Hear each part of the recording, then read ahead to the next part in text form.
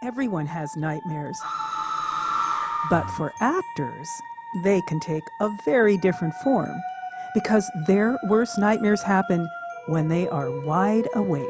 And I fly off the ramp and into the lap of a patron in the front row. All the lines went out of my head.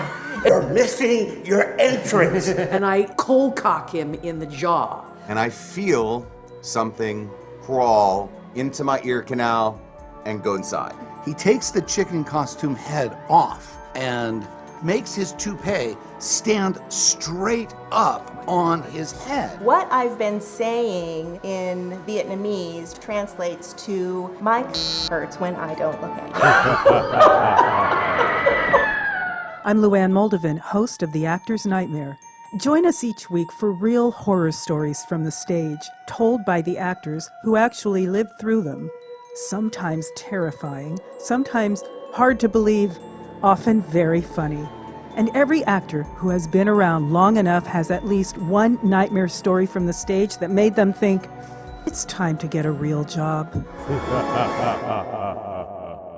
Hi, I'm Luann Moldovan, and welcome to The Actor's Nightmare. We have a great story today, but before we get into it, I want to thank our sponsors who have been so supportive of the show. First, a big shout out to Artists Repertory Theater, Portland's premier regional theater company, producing intimate, provocative shows that provide a home for a diverse community of artists where they can thrive and take risks. Check out their 2019-2020 season at www.artistrep.org. Also, thanks so much to our patrons, Bob Conklin, and to Len and Susan Magazine and their company Real Estats, providing statistical overviews for residential real estate in Oregon and Washington. Check them out at www.realestats.net. And of course, we are so grateful for the studio at North Rim, where we record our podcast. If you want to do a show, check them out at studioatnorthrim.com. All right, so today we have in the studio Tom Gough. Tom, welcome. Hello. Hello.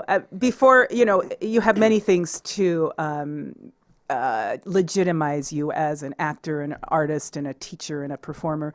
But I will say you're married to Louisa Sermel, which is lovely because you guys are like the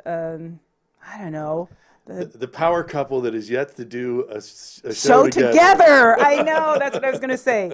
So, Tom, you are a professor at Foothill College. Yes, and it's about 35 miles south of San Francisco, 15 miles north of San Jose. Right, and they have that remarkable program, a professional training program, which now is sort of... Not anymore, but yes. Sad. But that's where you have taught I'm starting my 23rd year as a member of the faculty at Foothill. Congratulations. And I have seen you to great hilarity as part of the comedy sports or theater sports? Yes. Comedy sports. There's a Portland franchise which was founded by members of the San Jose franchise, of which I'm a founding member, and I've been doing that for 32 years now. Is that right? Mm-hmm. Oh, that's so fun. Those are such fun shows. Catch Tom in one of those in San Jose and sometimes in Portland.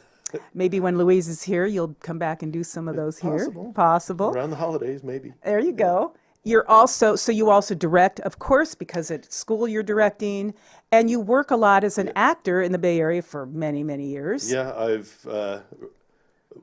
before my mom passed a few years ago, she asked for a birthday or a Christmas present, which was for me to list and chronicle all the shows that I've ever done. Oh my gosh. So I was able to do that, and I've now realized that I've acted on over 100 productions and directed over 60. So. Gosh, Tom, and to look at you, you're so boyish. You're a young man. You've started when you were young. Camera close up on Tom's lack of wrinkles. Close up on the gray that's coming in over here. Debonair young man that you are. So with this podcast, there are not really rules, but there's kind of a definition to it. And today, this story from Tom is a variation on the theme. So we are breaking a rule here in that this is a story that was relayed to me from an audience member who was a friend of mine in graduate school. But it's such a great story that it's stuck with me over the decades, and I tell it to my students a lot. And everything like that as sort of one of the seminal stories of live theater mishaps. So, Well, you are allowed to break this rule. Go for it. So this friend of mine was attending a pageant play in South Dakota, which was, I don't know if they still do those sorts of things, but across the Bible Belt in the summer, there seems to be this sort of proclivity towards producing passion plays and, religious dramas and things like that. Anyways, so she's somewhere in South Dakota and wants to experience this. And in this particular scene, they've got Jesus up on the cross with his head down to the right, and he's strung up there with his hands in a position that I guess it's very difficult for him to move.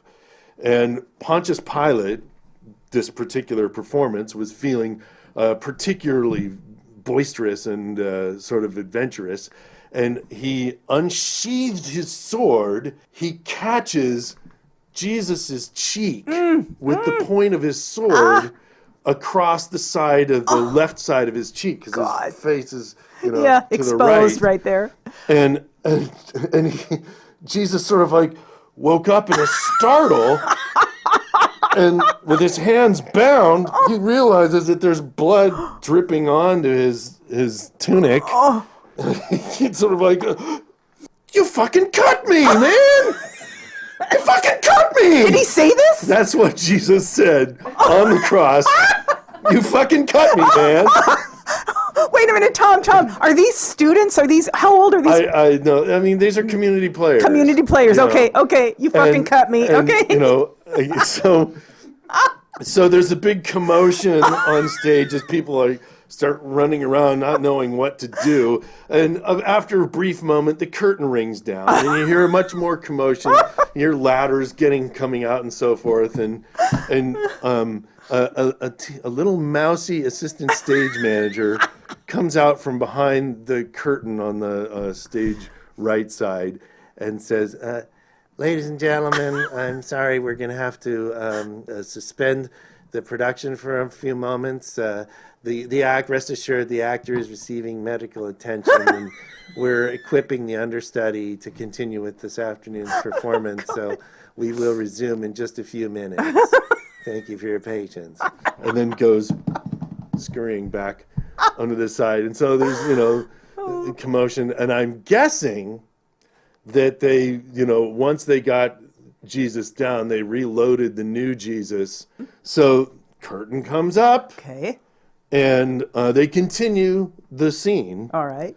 And they finish the scene, and they go to take Jesus down off of the cross. Well, apparently, the understudy Jesus was about 60 pounds lighter than the regular Jesus, and they didn't take the weights off of the counterbalancing system, so that in order to move. For those who don't know, you have to have an equal weight on the bar in order to move the fly rigs in and out. Okay. But they didn't take the weight off for the new understudy Jesus. And when they released the locking rail for the batten, Jesus went up into the rafters where he arrived with a crash. And, there's a big commotion on stage. And I mean, the guy was in a harness and everything and so forth. Was this behind the curtain? No, this was in full view of the audience.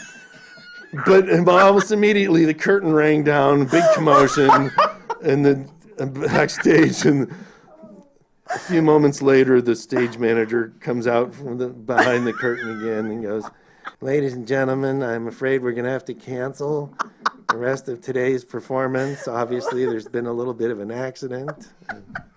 We're plumb out of Jesus's."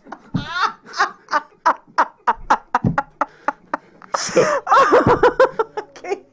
I don't know if I have any questions for you on this. I have it's to a good go. one. Thanks so much for tuning into The Actor's Nightmare. We hope you enjoy listening to the podcast as much as we do producing it. If you have a story you'd like to share with The Actor's Nightmare, record it on the best gear you can find and send me an email to luann@theactorsnightmare.com, LOUANNE. We'll be putting up a new podcast each week, so be sure to subscribe and support the show by liking us on Facebook. And again, I want to thank our sponsors, Artist Repertory Theater, Portland's premier regional theater company, producing intimate, provocative shows that provide a home for a diverse community of artists where they can thrive and take risks. And to Bob Conklin, an ardent sponsor of all things theatrical here in Portland. And finally, to Real Estats, providing statistical overviews for residential real estate in Oregon and Washington. This is Luann Moldovan. Thanks so much for listening. We'll see you next time on The Actor's Nightmare.